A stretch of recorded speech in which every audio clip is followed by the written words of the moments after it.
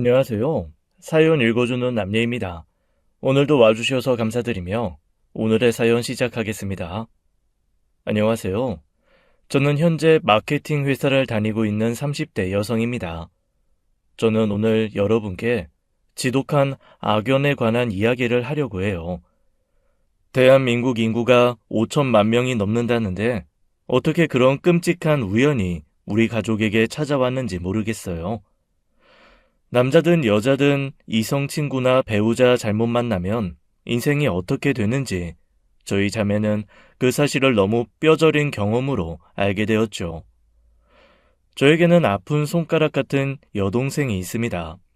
평범한 20대를 보내던 여동생이 망가진 건 대학 때 만난 전 남자친구 때문이었어요. 처음 여동생이 뭔가 이상하다는 것을 안 것은 여동생이 4학년이 되던 해였죠. 저는 그때 호주에서 유학 생활을 하고 있었습니다. 저희 자매가 어렸을 때부터 함께 공유했던 꿈이 있는데 그게 바로 유학이었어요. 한 번쯤은 다른 나라에서 공부해보고 여러 나라 사람을 만나 다양한 경험을 나누어 보고 싶었거든요. 저는 계획대로 일찍이 유학 생활을 하던 중이었고 그때쯤 여동생도 유학 준비하고 있었어야 했습니다. 그런데 엄마 말을 들어보니 유학 생각이 전혀 없는 것 같다더라고요. 유학 생활이 여동생의 오랜 꿈 중 하나라는 것을 잘 알고 있던 저는 뭔가 이상하다고 생각했지요. 그래서 여동생에게 연락해 자초지종을 물어본 거예요. 수정아, 너 영국 안 가? 지금쯤 준비해야 하는 거 아니야? 언니, 나 유학은 잠깐 보류하려고. 왜? 졸업하자마자 가야지. 요즘엔 그것도 늦다고 하던데. 더 늦어지면 부모님도 부담일 거고. 그냥 생각이 좀 바뀌었어. 가끔 여행이나 가면 되지. 거기까지 가서 새로운 학교 생활에 적응할 자신도 없고. 졸업작품 준비만으로도 힘에 부쳐서 유학 준비까지는 힘들 것 같아. 그래도 너 어렸을 때부터 꿈이었는데 그걸 안 간다고? 정말 제대로 생각해 본 거 맞아? 응, 언니. 나도 많이 생각해보고 내린 결정이야. 진짜 가고 싶을 때 가는 게 낫지. 부모님 지원이 힘들어져도 내가 벌어서 가면 되니까 괜찮아. 걱정해줘서 고마워, 언니. 다른 사람들은 살다 보면 생각이 바뀔 수 있는 거 아니냐고 대수롭지 않게 생각했을 거예요. 하지만 여동생을 잘 알고 있던 저는 그렇게 생각을 바꾸게 된 계기가 너무 궁금했습니다. 여간에선 유학은 절대 포기할 수 없는 꿈이란 걸 잘 알고 있었거든요. 여동생은 예술대학을 진학했기에 졸업학기인 마지막이 정말 바빠요. 저는 그쪽 방면을 잘 모르다 보니 눈코 뜰 새가 없이 졸업작품 만드는 것만으로도 바쁘다는 말이 이해되지 않았어요. 그런데 밤 늦게까지 학교 작업실에 있다고 하기에 그냥 그렇구나 했습니다. 그때 여동생의 내면에 좀 더 귀를 기울였더라면 그런 비극이 일어나지 않았을 텐데 하는 후회가 있어요. 어느 날 여동생이 응급실에 실려갔다는 연락을 받은 건 그로부터 6개월이 지난 어느 날이었죠. 수연아, 놀라지 말고 들어. 어? 엄마, 무슨 일이야? 무섭게 목소리가 왜 그래? 수정이 지금 응급수술에 들어갔어. 응급수술? 무슨 응급수술? 갑자기 왜? 사고 났어? 그게... 엄마는 차마 말을 잇지 못했습니다. 여동생은 스스로 목숨을 끊으려 했다가 천만다행으로 그 전에 발견되어 급하게 병원에 가게 된 거예요. 피를 너무 많이 흘려 어렵다는 의사의 말을 듣고서야 제게 연락했고 엄마는 자신에게 말하듯 제게 마음의 준비를 해두라고 했죠. 있을 수 없는 꿈속을 걷는 것처럼 머릿속이 새하얘졌습니다. 여동생이 그런 선택을 했다는 것도 목숨이 위험하다는 것도 뭐 하나 여동생에게 있을 수 없는 일이었으니까요. 여동생은 기적적으로 목숨을 붙잡고 있었습니다. 엄청난 양의 수혈을 받고서야 간신히 눈을 뜨게 됐다더라고요. 그 일로 저는 급히 귀국해 여동생을 만나게 됐는데 말도 못하게 수척해진 모습에 눈물부터 나오더라고요. 수정아, 대체 어떻게 된 일이야? 어? 대체 왜? 언니, 미안. 대체 왜? 네가 왜? 저는 대체 왜 그랬는지 그 말밖에 하지 못했고 여동생은 그저 미안하다고만 했죠. 그렇게 함께 여동생과 지내면서 알게 된 진실에 저희 가족은 경악할 수밖에 없었습니다. 그동안 여동생이 전 남자친구에게 잦은 폭행과 가스라이팅을 당하고 있었다는 거예요. 유학을 포기한 것도 다 그 전 남자친구가 못 가게 해서 안 간 거였습니다. 그 사실을 알게 된 엄마는 억장이 무너진다며 주저앉아 오열하셨고 아빠는 밖에서 줄담배를 피우셨죠. 저도 속상하기도 했지만 여동생에게 화도 나더라고요. 대체 네가 뭐가 부족해서 그런 남자애를 만나? 처음부터 너한테 손을 댔으면 끝냈어야지. 왜 일을 이 지경까지 끌고 와? 너 진짜 정신 나갔구나. 어떻게 남자 때문에 부모님 가슴에 대못을 박아? 미안해. 미안하단 소리 좀 그만해. 내가 너한테 사과하래? 도대체 어떤 정신머리로 그런 짓을 했는지 납득할 수 있게 설명 좀 해보라고. 미안해, 언니. 정말 돌아버리겠더라고요. 물론 생각 같아선 그 정신 나간 놈을 찾아가 흠씬 두들겨 패고 싶었지만 현실적으로 제가 할 수 있는 일이 없었습니다. 고소를 진행하고 싶었지만 여동생의 정신 상태가 생각보다 너무 심각해 할 수가 없었어요. 그놈은 생각보다 정말 교묘하게 여동생의 정신을 조작하여 나약하게 만들었고 자기한테 불리한 증거를 가지고 있지 못하도록 치밀하게 준비했더라고요. 극심한 우울증과 대인기피증이 생긴 여동생은 집 밖으로 나가는 것도 너무 두려워했어요. 결국 졸업 마지막 학기를 다니지 못하고 휴학했고 그 뒤로 저희 가족은 아주 긴 터널을 지나야 했습니다. 여동생이 그 지경이니 저라도 어떻게든 유학 생활을 끝마치라는 부모님의 조언에 따라 저는 호주로 돌아갔어요. 그 후로도 여동생은 집 밖으로 나오지 않고 은둥형 외톨이처럼 방 안에서만 지낸 모양이더라고요.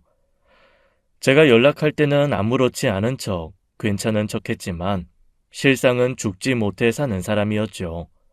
심리 검사를 할 때마다 극단적 선택을 할 가능성이 너무 높게 나와 부모님은 여동생과 함께 자야 했대요. 엄마는 여동생과 손목을 묶고 자고 아빠는 발목을 묶고 잤다는 이야기를 듣고 가슴이 무너졌습니다. 제가 비교적 편안한 유학생활 할 때 부모님께서는 2년을 그렇게 사신 거예요. 엄마, 이제 수정이 내가 책임질 테니까 걱정하지 마. 어떻게든 차차 나아질 수 있도록 힘써볼게. 나는 큰 거 바라지도 않아. 그냥 얘랑 마트 한 번만 나갈 수 있어도 소원이 없겠어. 수정이 얘 대형마트 가서 쇼핑하는 거 얼마나 좋아했니? 근데 애가 그걸 못해. 그게 뭐라고? 그렇게 돌아와 한국 회사에 취직해 제가 여동생과 한 방을 쓰며 재활을 도왔죠. 밖에 나가지 못하는 애라 맛있는 것을 사다 먹이고 이런저런 취미생활을 할 수 있게 도와주는 게 고작이었지만요. 그 와중에 저는 회사 동료의 소개로 만난 남자친구와 2년간 연애 끝에 프로포즈를 받게 되었습니다. 자상하고 취향도 맞은 남자를 결혼 정년기에 만나 프로포즈까지 받았으니 거절할 이유가 없었어요. 제 결혼에 걸림돌이 있다면 딱 하나, 여동생이었죠. 결혼? 절대 안 돼! 수정아, 재환이 좋은 사람이야. 언니가 너한테 말은 못했는데 2년 동안 만나면서 언니 속속 있는 일 한 번도 없었어. 남자들은 다 똑같아. 결국 본성 숨기고 있다가 뒤에서 뒤통수 치는 종족이라고. 내가 뭘 했어? 남자 만나지 말랬잖아. 왜 나한테 말도 없이 남자를 만나? 수정아, 네 마음은 이해해. 네가 언니 얼마나 생각하고 있는지 잘 알아. 근데 걱정하지 마. 언니 진짜 잘 살 거야. 언니 그렇게 멀리 가는 것도 아니야. 언니, 내가 잘 알아. 남자들? 달도 별도 다 따줄 것처럼 굴다가 수 틀리면 끝나는 거라고.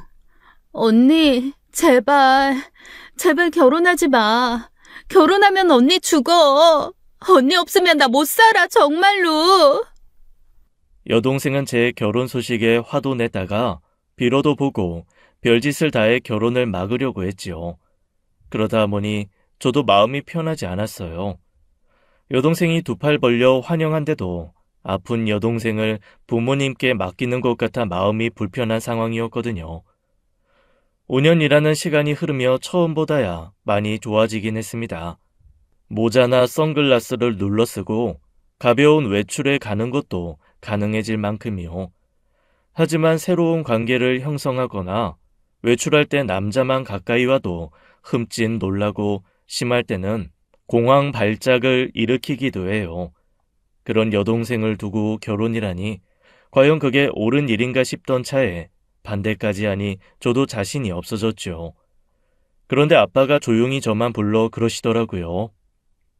수연아, 수정이 말은 듣지 말고 결혼해라.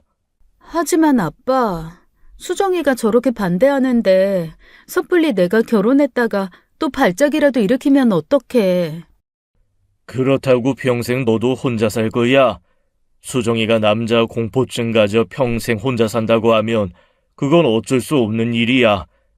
하지만 너까지 그러면 아빠 가슴 아파 못 살아. 너라도 제대로 된 남자 만나 보통의 가정을 꾸리며 잘 살아야지. 그리고 혹시 알아? 네가 그렇게 잘 사는 모습 보여주면 수정이도 생각이 바뀔지. 저도 저 나름대로 오랜 고민을 했어요. 제가 여동생 곁에 남는 게 부모님을 위한 일이라고 생각했는데 부모님으로선 둘 중 하나라도 제대로 된 삶을 사는 게 효도라고 하시니 결혼을 선택하게 되었습니다. 그리고 아빠 말대로 저로 인해 여동생의 생각이 바뀔 수도 있다는 기대도 있었던 거예요. 본격적인 결혼 이야기를 하게 되었을 때 저는 남편에게 숨겨왔던 여동생 이야기를 자세히 했어요. 그동안은 아픈 여동생이 있다는 말만 했지 자세한 이야기는 하지 않았거든요. 하지만 결혼하게 되더라도 제가 가진 여동생에 대한 책임감은 놓을 수 없었기에 남편에게도 양해를 구해야 했습니다. 그 과정에서 꼭 필요한 이야기라고 생각한 거예요. 그때 남편은 제 이야기를 꽤 심각한 표정으로 진지하게 듣더니 그러더라고요. 수연이 네 동생한테 그렇게 끔찍한 일이 있으리라곤 생각지도 못했어. 아픈 여동생이라고 하기에 어려서부터 큰 수술을 했나 보다. 막연히 그렇게 생각했지. 생각보다 정말 심각한 상황이었구나. 언니 결혼 반대하는 것도 이해가 돼. 이해해줘서 고마워. 사실 하기 쉽지 않은 얘기였거든. 그래도 결혼을 결심한 이상 너도 꼭 알아야 한다고 생각했어. 당연하지. 이제 수연이 너 혼자 떠맡으려고 하지 마. 내가 나눠 짊어질게. 나한테 마음의 문을 열기까지는 시간이 좀 걸리겠지만 진심은 언제나 통하게 되어 있어. 남편은 제 가족 사정을 자기 일처럼 함께 고민해주고 또 노력도 해주는 고마운 사람이었습니다. 아파서 결혼식에 참석하지 못한 여동생을 위한 선물도 해주고 선물을 보낼 때마다 진심 어린 걱정을 담은 손편지도 함께 써준 사람이었어요. 그렇게 3개월쯤 지났을 때 여동생이 처음으로 그러더라고요. 형부, 어떤 사람인지 만나보고 싶어. 정말? 그래도 괜찮겠어? 언니 말대로 형부가 괜찮은 사람인 것처럼 보여. 언니가 그렇게 사랑하는 사람이면 나도 어떤 사람인지 제대로 만나서 알고 싶어. 남편의 노력이 결국 좋은 결실을 맺게 된 겁니다. 그래서 전 남편에게 너무 감사했어요. 돌려받지 못하는 마음에 한결같은 모습을 보이긴 쉽지 않은 일이잖아요. 남편은 여동생을 만나는 날 제게 줬던 그 어떤 꽃다발보다 더 큰 꽃다발을 준비해 가지요. 그렇게 차츰 여동생은 마음을 열게 되었고 남편을 가족의 일원으로 받아들이게 된 것이죠. 그때까지만 해도 저는 완벽한 결혼을 했다고 생각했습니다. 아픈 여동생을 이해하고 노력해주는 남자만큼 저에게 완벽한 상대는 없었으니까요. 그런데 제 결혼에 서서히 균열이 생긴 건 제가 몰랐던 시댁의 비밀을 알게 되면서부터였어요. 시댁에 머물다 우연히 남편 방에서 어린 시절 가족 사진을 발견했는데 애 하나가 더 있는 거예요. 제가 알기론 남편에겐 형제라곤 위로 하나 있는 신우뿐이었는데 남편보다 어린 남자애였죠.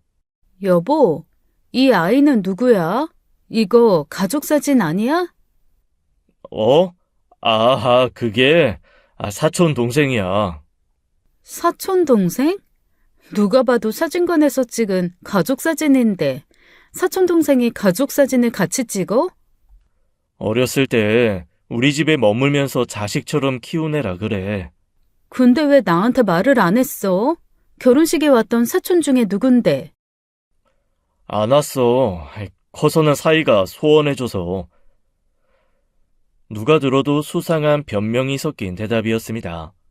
아무래도 남편이 뭔가 숨기고 있다는 생각이 들어 은근슬쩍 시아버지께 사진을 가져다 물었다가 진실을 안 거예요. 응? 이 사진을 어디서 났냐? 재환 씨 방에서 찾은 거예요. 도련님은 어디 가신 거예요? 그게 말이다. 너를 속이려고 속인 건 아니야. 우리도 이 녀석 때문에 골치가 좀 많이 아팠다. 그럼 정말 재환 씨한테 남동생이 있다는 말씀이세요? 미안하다, 아가. 우리도 다 사정이 있었어. 시아버지께서는 저는 숨기기 힘든 일이라고 생각했는지 순순히 입을 열었습니다. 시동생은 어려서부터 문제아였답니다. 신우나 남편은 곧잘 칭찬도 받아오고 문제 일으키는 법이 없었던 반면 시동생은 툭하면 누구를 때렸다 어디서 물건을 훔쳤다는 연락을 지겹게 받았대요. 어떻게 해서 무늬만 대학인 학교까지는 보냈는데 성인이 되니 그 막무가내 행동은 더 심해졌던 것이죠. 허구 어느 날 와서 차 사달라, 사업하게 돈 달라는 통에 결국 절연한 상황이라고 한숨을 거듭하며 고백하셨죠. 듣다 보니 절연할 만하다 싶으면서도 가족이 될 사람에게 숨기기까지 할 일인가 싶어 좀 서운하더라고요. 제가 사진을 발견했는데도 끝까지 사촌 동생이라고 숨기려고 한 남편의 태도도 조금 실망스럽고요. 하지만 제 아픈 동생을 이해해준 사람이기에 그런 걸로 서운함을 표현하기가 쉽지 않았습니다. 그래서 그냥 그러려니 하고 넘어간 것이었어요. 누구나 숨기고 싶은 가정사 하나쯤이 있지 않나 그런 마음으로요. 앞으로 만날 일 없는 사람이라는데 굳이 제가 신경을 쓸 이유도 없었고요. 그런데 돌연 절연했다던 시동생이 나타나면서 전환점이 생긴 거예요. 그날은 모처럼 부산에서 일하던 신우가 올라와 다 함께 식사를 하던 날이었습니다. 온 식구가 다 집안에 있는데 비밀번호 도어락 누르는 소리가 들리는 거예요. 번호가 재차 틀리자 문을 두드리기 시작하는데 인터폰을 확인한 시모는 소스라치게 놀라며 문을 열었죠. 엄마, 아빠, 나왔어. 아무리 내놓은 자식이 있다고 해도 그렇지 어떻게 집 비밀번호를 바꾸냐? 네가 갑자기 무슨 일이냐? 온다는 연락도 없었잖아. 엄마 많이 놀랐나 보네. 내가 엄마 아빠 좋아하는 선물 잔뜩 사왔으니까 좀 반겨줘.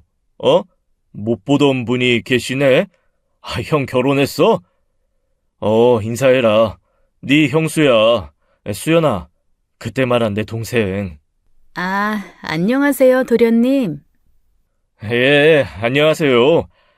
형이 내 이야기를 하긴 했나 보네. 나도 인사시킬 사람 있는데. 야, 들어와. 그동안 베트남에서 사업을 하고 있다던 시동생은 2년 만에 베트남에서 여자를 데리고 들어왔더라고요. 베트남 여자인가 했더니 어려서 부모님 사업으로 베트남에서 살고 있는 한국인 여자였어요. 시동생이 통역사로 고용해 직원으로 데리고 있다가 연인이 되어 결혼 허락을 받기 위해 온 것이었죠.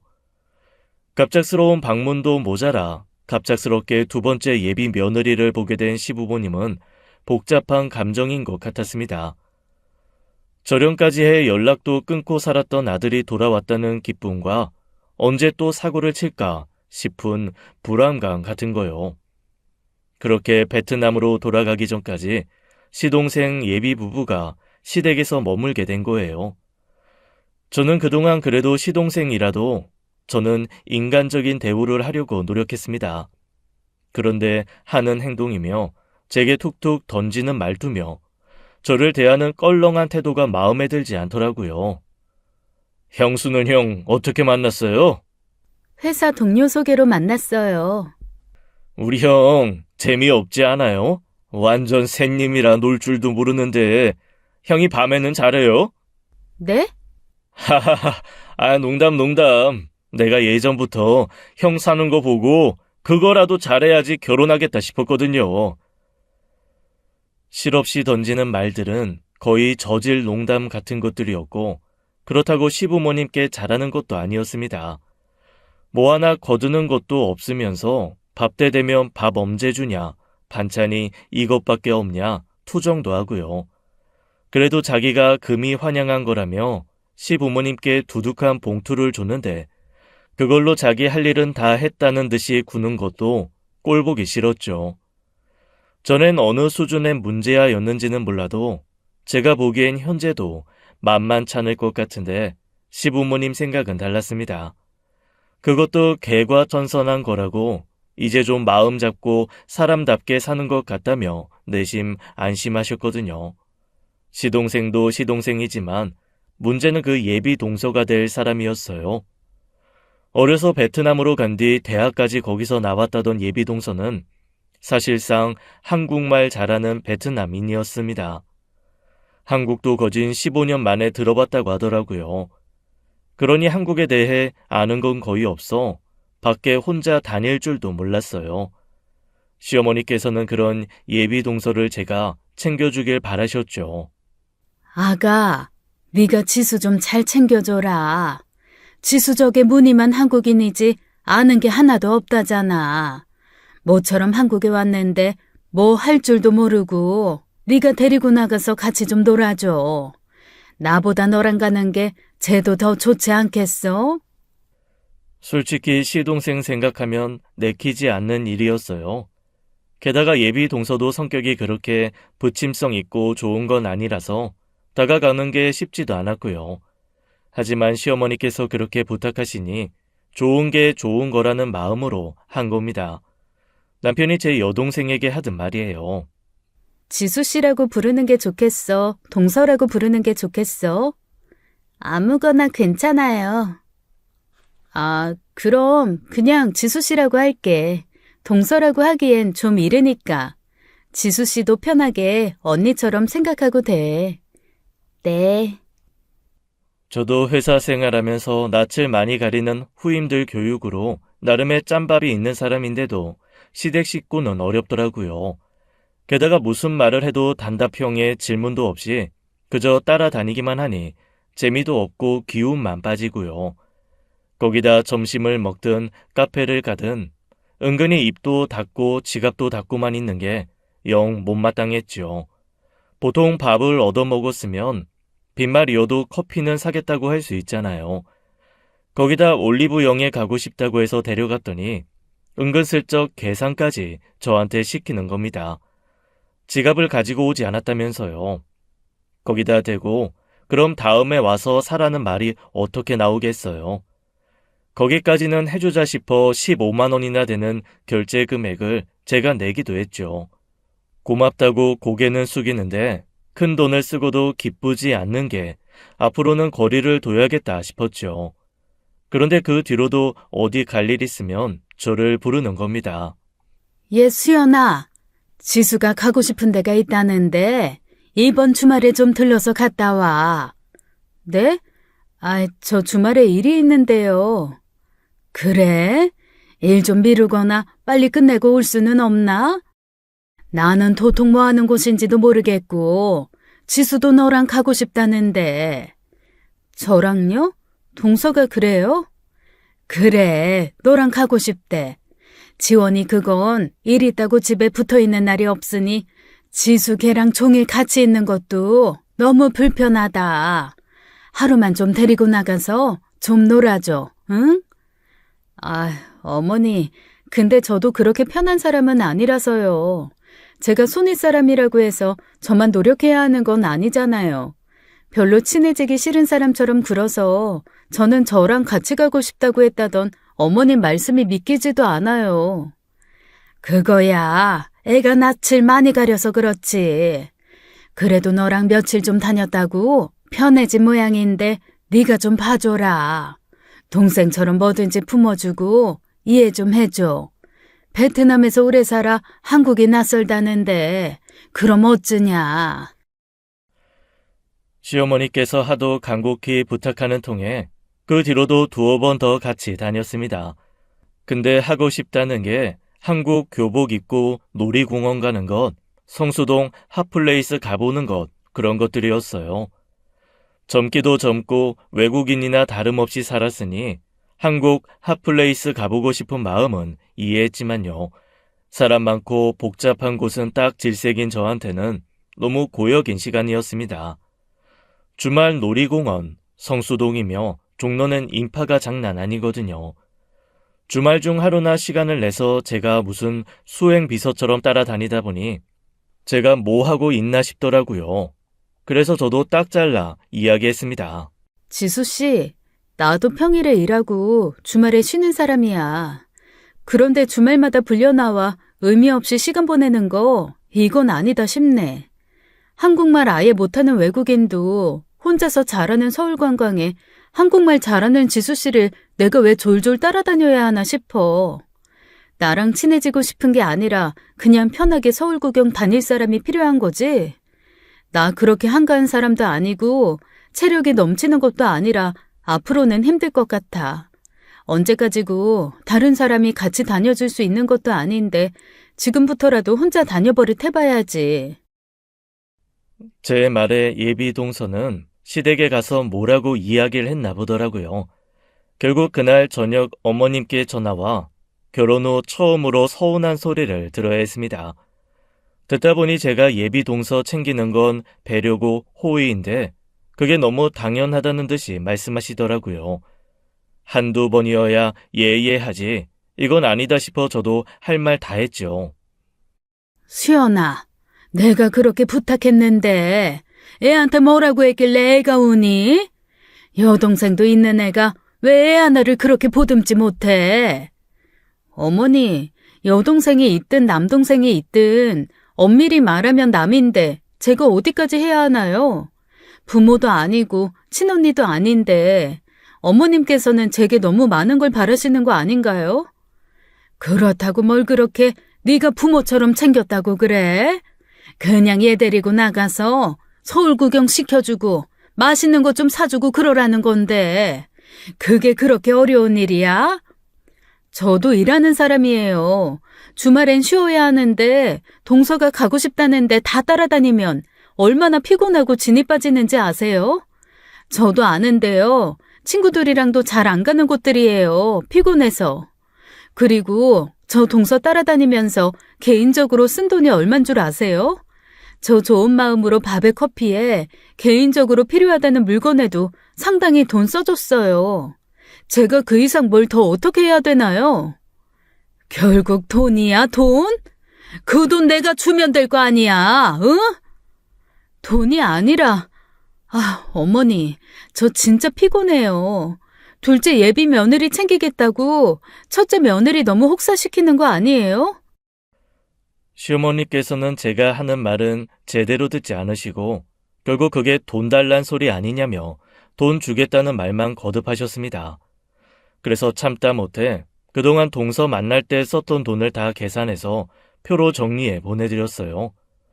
밥값, 차값 둘이 먹은 거니 정확히 반으로 나누어 계산했대도 거의 100만 원에 가까운 돈을 썼더라고요.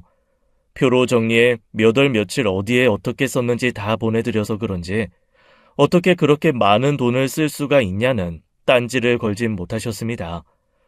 결국 돈은 보내주셨지만 그 뒤로는 같이 나가달란 이야기는 안 하시더라고요. 남편도 할 만큼 했다며 대처 잘했다고 해줬고 그 뒤로 예비 동서를 따로 만날 일은 없다고 생각했었습니다.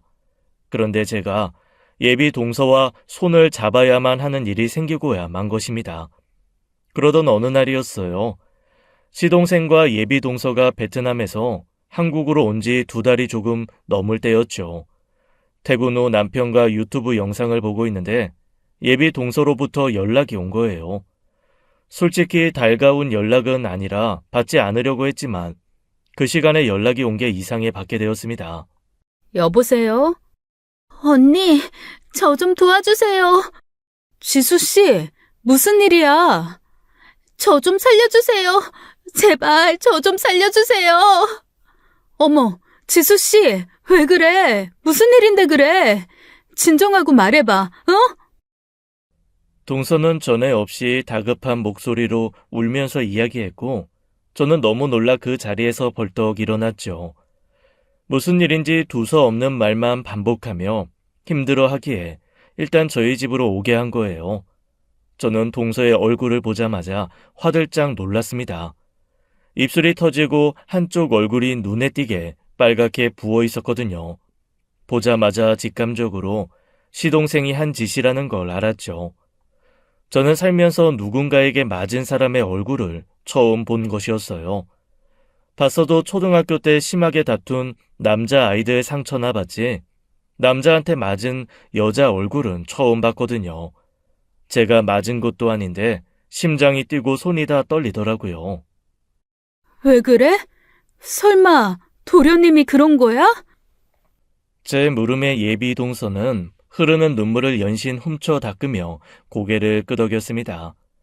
알고 보니 시동생의 폭행은 상습적이었더라고요. 베트남에서부터 끊임없이 가스라이팅을 하면서 도망가지 못하게 붙들어 놓고 그래도 말을 듣지 않으면 주먹을 휘두른 거예요. 저는 그 말을 듣는데 심장이 떨려 들을 수가 없었습니다. 그도 그럴 것이 제 여동생이 떠올랐거든요.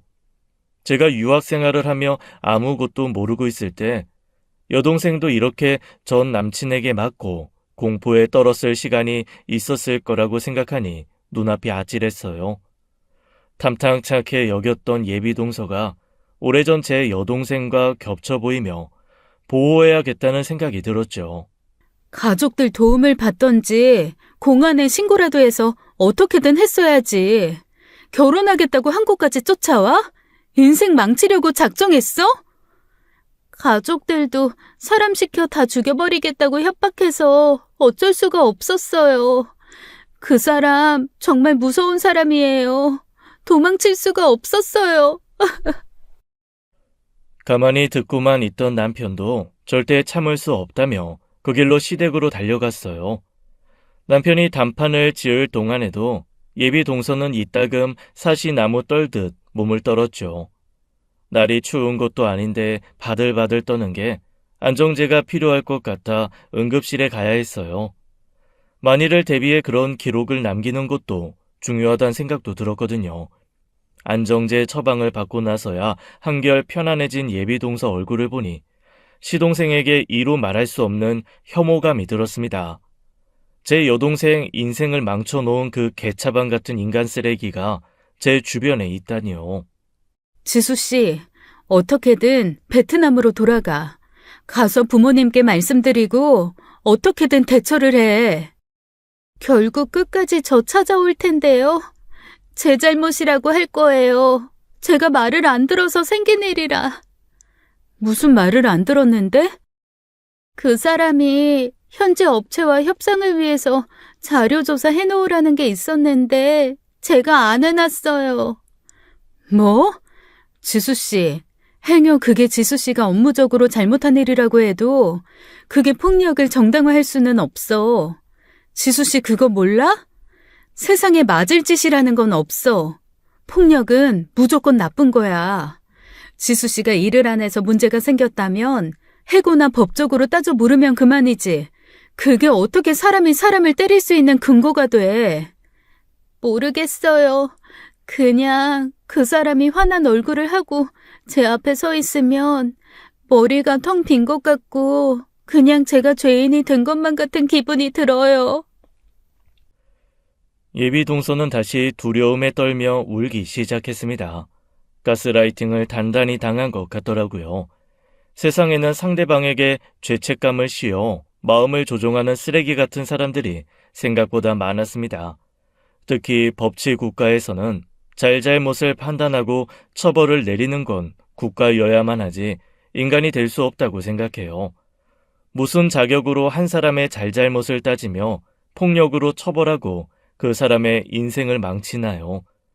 저는 도저히 시동생을 용서할 수 없었습니다. 제게 일어난 일은 아니지만 제 여동생을 생각해서라도 그냥 넘어갈 일은 아니었어요. 그렇게 3시간쯤 흘렀을 거예요. 시댁에 갔던 남편이 돌아왔고 오자마자 의기양양한 표정으로 그러더군요. 이제 됐어. 내가 다신 그런 짓 못하게 이야기했으니까 걱정하지 마. 그래서? 그래서라니? 그게 다야? 그런 짓 못하게 했다고? 잘 알아듣게 설명했어. 자기도 잘못했다고 인정했고 그럼 된 거 아니야? 그럼 당신 앞에서 끝까지 잘못 없다, 당연한 일이다 그러겠어? 그러면 더 어떻게 해야 하는데? 신고해야지. 뭐? 가족끼리 일어난 일인데 그렇게 일 키울 필요 없잖아. 재수씨도 지원이 성격 알잖아요. 걔가 다혈질이라 욱해서 그렇지 맨날 그런 것도 아니고요. 그런 식으로 두둔하면서 말하지 마. 당신이 하는 말도 다 가스라이팅이야. 은근히 압박하면서 피해자 몰아세우는 거라고. 피해자? 무슨 말을 그렇게까지 해? 여보, 당신은 알만한 사람이 어떻게 그래? 내가 이 문제에 왜 그렇게 예민하게 구는지 알잖아. 그래, 당신 동생이니까 팔은 안으로 굽어서 그렇게 생각할 수 있다고 치자. 그래도 내 사정 알면 적어도 내 앞에서는 그런 식으로 말하면 안 되는 거 아니야? 지수 씨 피해자 맞아. 폭행 피해자, 데이트 폭력 피해자. 화가 난 제가 흥분해 꺼낸 말에 남편 얼굴은 화가 난 듯 구겨졌습니다. 저는 그 모습에 실망했고요. 저희가 그렇게 싸우는 모습을 보이자 옆에 있던 예비 동서는 어쩔 줄을 모르고 쩔쩔매더라고요. 그만하세요. 돌아갈게요. 어딜 가? 나랑 같이 경찰서 가. 피해 사실 밝히고 이전에도 이런 일 있었다 제대로 얘기하라고. 수연아, 너 우리 엄마 아빠 어떻게 보려고 그래?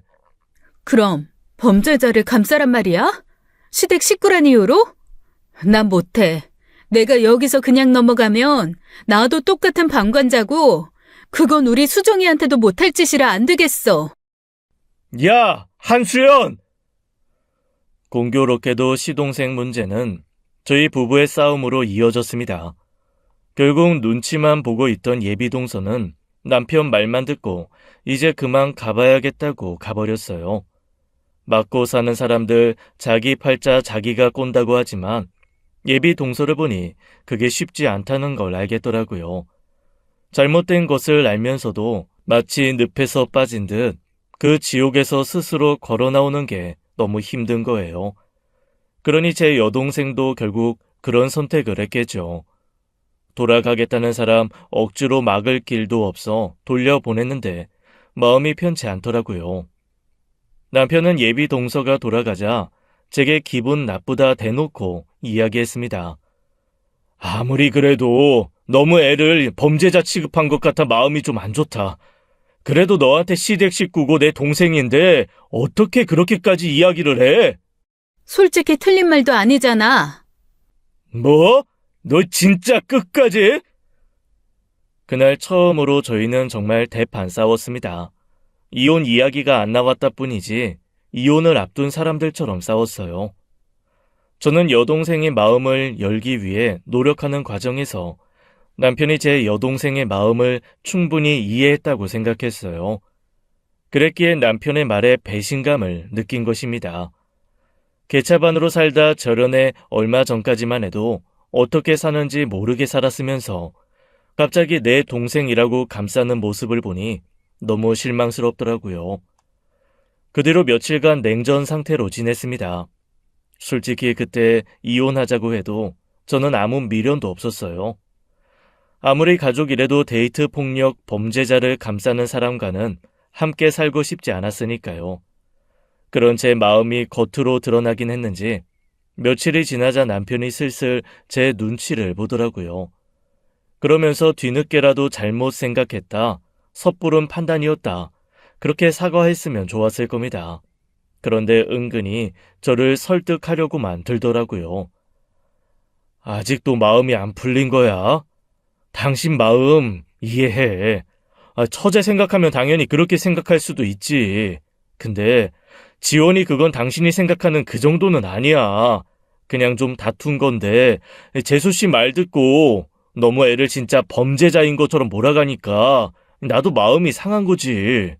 이유가 어떻게 됐든 자기보다 약자인 사람을 그렇게 때렸다는 건 있을 수 없는 일이야. 난 앞으로 당신 동생 있는 자리는 절대 안 갈 테니까 그렇게 알아.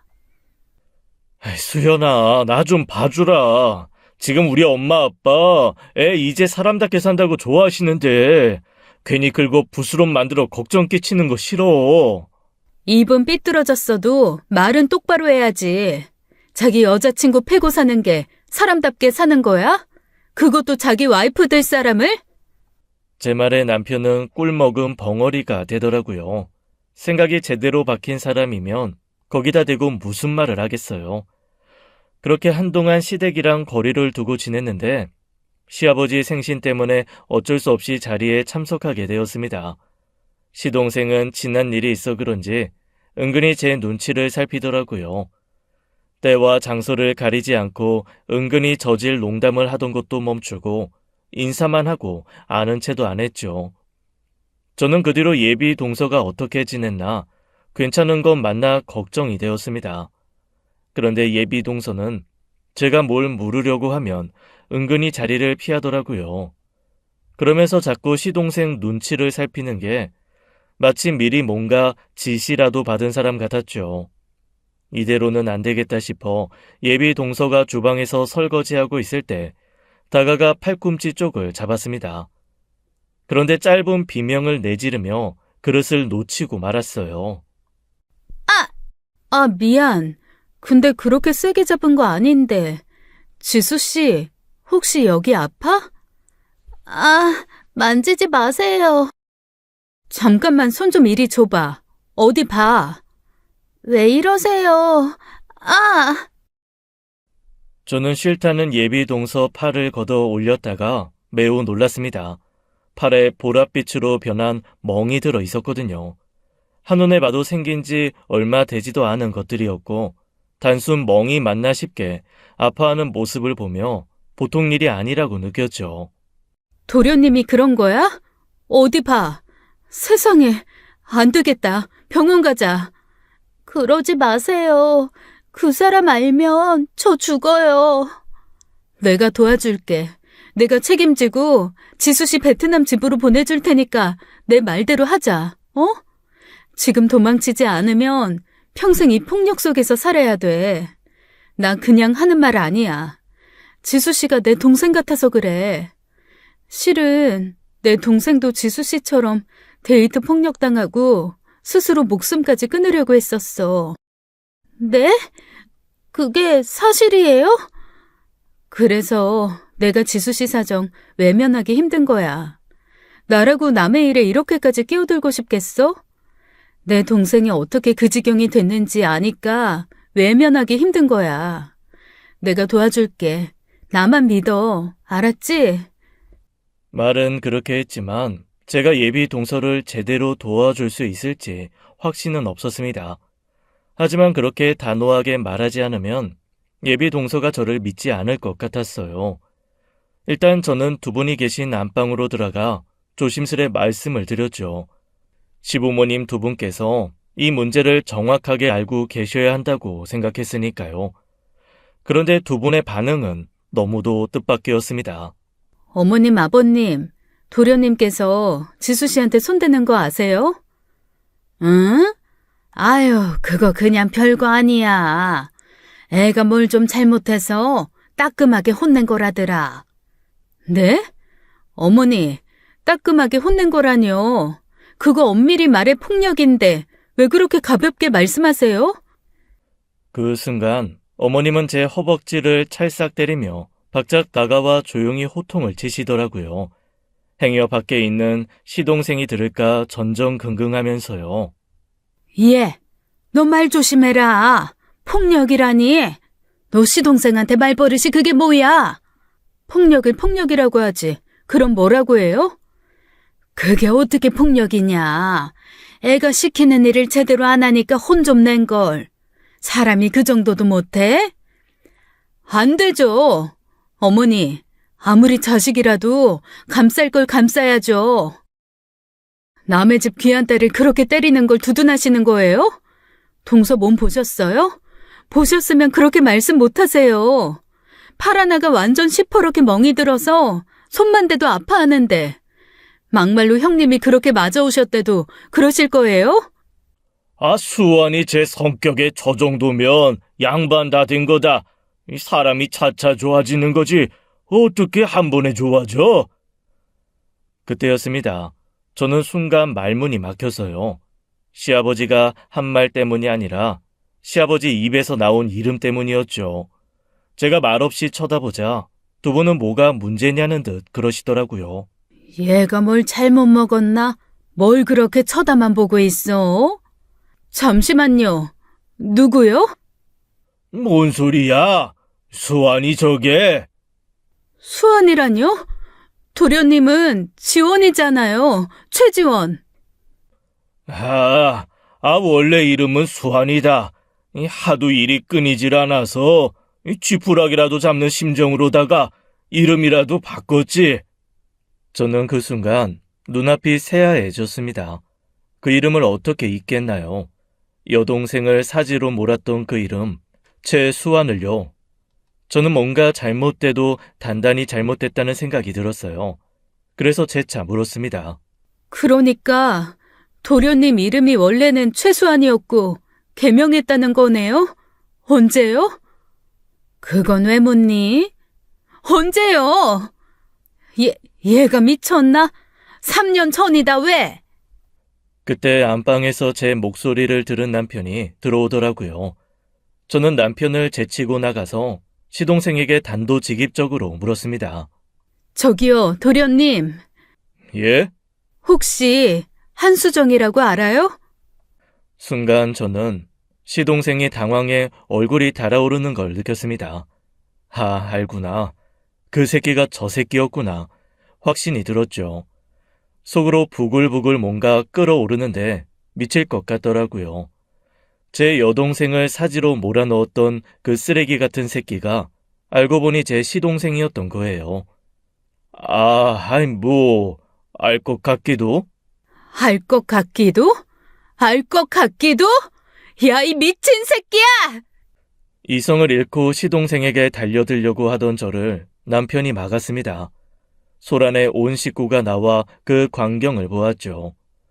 저는 할 수만 있다면 그 자리에서 곤죽이 되도록 시동생을 좁히고 싶었어요. 하지만 남편에게 붙들려 꼼짝도 할 수가 없어 너무 억울하고 분했습니다. 그래서 그 자리에서 주저앉아 펑펑 울며 서름을 쏟아냈죠. 너 때문에 내 동생은 죽다 살아났는데 너는 왜 그렇게 두 다리 뻗고 잘만 사는데? 뭐? 결혼? 결혼? 너 같은 새끼는 죽어도 지옥불에 빠져서 1000년 동안 불에 타야 돼. 또 누구 인생 망치려고 결혼을 해? 아버님, 어머님, 그러시는 거 아니에요. 두 분 자식만 자식이에요? 당신들이 낳아서 기른 저 쓰레기 같은 새끼 때문에 내 여동생은 죽으려고 했다고요! 알고 보니 자기 둘째 아들이 며느리 동생과 만났고 그로 인해 사돈 처녀가 죽을 고비까지 넘겼다는 사실을 두 분에게도 충격이었던 모양입니다. 아무것도 모르고 있었던 모양이더라고요. 그도 그럴 것이 저희가 그때 여동생 하나 살리는 데만 집중하다 이렇다 할 법정 시비도 못 다퉜거든요. 애가 그 지경이 되도록 만들어 놓고 나 몰라라 이름도 바꾸고 베트남 가서 사업가 행세하는 꼴이 아주 가짱고 우스웠죠. 그런데 전후 사정을 알게 된 시동생이 하는 말이 정말 가관이더라고요. 뭐야? 아이 설마 형수 한수정 언니예요? 씨발 무슨 이런 역 같은 상황이? 지금 그걸 말이라고 해? 쓰레기네, 쓰레기네. 이 상황에서 고작 한다는 말이 저 정도인 걸 보면. 진짜 이봐요. 모르면 좀 가만히 있어요. 내가 뭘 어쨌다고요. 한수정 그게 자꾸 내가 하지 말라는 짓을 하니까 그렇지. 사람이 한번 말하면 들어야지 자꾸 똑같은 말을 반복하게 하면 어떻게 해요? 그럼 맞아야 하는 거 아닌가? 그래, 드러나 보자. 수정이가 뭘 그렇게 잘못했든, 뭘 그렇게 하지 말라고 하는 짓을 했는데. 시동생은 제 말에 갑자기 입을 다물었습니다. 할 말이 없겠죠. 제 동생이 소위 말해 맞을 짓 한 건 하나도 없었으니까요. 내가 말해줘? 유학까지 말라고 했는데 유학 준비한 거? 뭐 졸업작품 문제로 동기 남자애랑 연락한 거? 네 말대로 남자들 번호 싹 지우고 학교도 그만둬야 하는데 계속 다닌 거? 대체 뭘 잘못했는데? 너 같은 개쓰레기 새끼한테 세뇌당해서 내 동생 유학도 포기했어. 졸업작품도 제대로 진행이 안 돼서 졸업하게 동기들이랑 연락하는 것만 좀 봐달라고 사정사정했지. 너 근데 내 동생한테 뭐라 그랬냐? 도예하는 애가 그럼 다리 벌려 물레질하지 조신하게 다리 오므리고 앉아서 도자기 빚어? 그런 애한테 뭐? 다른 남자 앞에서 다리 벌리는 창녀? 이 나쁜 새끼! 말하다 보니 울분이 차고 억울해서 견딜 수가 없었습니다. 여동생이 하지 못한 복수, 저라도 하고 싶어 안달이나 견딜 수가 없었어요. 그런데도 착한 내 동생은 너한테 잘못했다고 했어. 근데 너 어떻게 했냐? 내 동생 끝까지 몰아세워서 차라리 죽어버리라고, 쓸모없는 년이라고 내 동생 인격 다 죽여놨잖아. 남편의 손에 붙들려 아무것도 할 수 없어 오열하던 그때였습니다. 조용히 앉아 텔레비전을 보고 있던 신우가 다가와 시동생 뺨을 후려치더라고요. 평소 워낙 조용하고 안부 인사 정도만 나누던 신우가 한 돌발 행동에 저는 주저앉아 오열했어요. 혼자서 아둥바둥 싸울 때 유일하게 내 편으로 나서준 것 같은 고마움과 안도감 때문이었어요. 그래도 양심은 있는지 다들 제 말에 딴지를 걸지 못했고 시부모님도 난처해 아무 말도 못했죠. 저는 그 길로 동서를 데리고 시댁을 나갔습니다. 남편도 따라와 집으로 오게 되었는데 집에 오자마자 짐가방을 싸는 제 손을 남편이 붙들더라고요. 뭔데? 뭐 하는 거야? 이혼해. 수연아! 절대 못 살아. 소름 끼쳐. 악마가 따로 없어. 당신 나 속인 거야. 몰랐어. 나 수환이 문제 그렇게 자세히 알지도 못한다고. 처제가 만난 남자가 내 동생일 거라고 어떻게 생각하겠어? 그럼 처음부터 왜 속여? 그런 개차반 같은 남동생이 있다. 남동생 개명했었다. 왜 솔직하게 말하지 않았는데? 솔직히 알게 모르게 우리 집에서 최수환이라는 이름 들었잖아. 듣고도 모른 채 한 거잖아.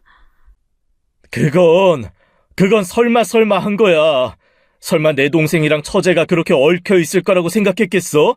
세상에 최수환같이 흔한 이름이 어딨다고. 난 절대 이혼 못해. 내가 잘못한 일도 아닌데 왜 내가 이혼을 해? 사기 결혼이야. 내가 아무리 당신이 좋았어도 당신이 그 새끼 형이란 거 알았으면 내가 결혼했을까?